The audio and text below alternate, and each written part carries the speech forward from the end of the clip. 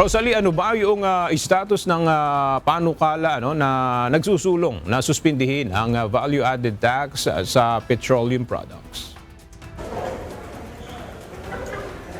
Aga kasalukuyan pang nakabinbin dito sa Kamara yung mga panukalang batas na nagsusulong na suspindihin yung value-added tax o VAT sa mga petroleum products. Pero yung panukalang batas na nagsusulong na pagkalooban ng authority or ng kapangyarihan si Pangulong Ferdinand Marcos Jr. para suspindihin o kaya bawasan naman yung excise tax sa mga produktong petrolyo ay inaasahan ng aaprubahan ng Kamara ngayong araw.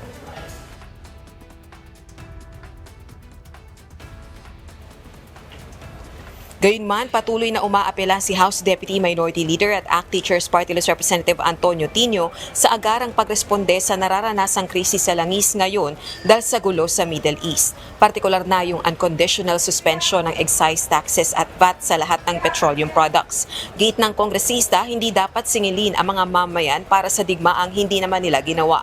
Dagdag pa nito, laging naaantala ang targeted na subsidiya o tulong prone sa leakage o maling paggamit at maaaring hindi maabot ang iba pang nangangailangan. Tiyak-an niya ang relief kung tuluyang sususpindihin ang excise at ang VAT sa petroleum products. Pero dati nang iginiit ni House Committee on Ways and Means Chairperson Marikina City 2nd District Representative Miro Kimbo na bagaman maaaring pag-aralan ang mga panukalang magsususpindi sa VAT sa petroleum products, mas masalimuot at mas mabigat anya kung ipatutupad ito, bukod pa sa magiging revenue impact nito sa gobyerno. Yan muna ang latest live mula rito sa Kamara. Balik sa iyo, Aga. Maraming salamat, Rosalie Con.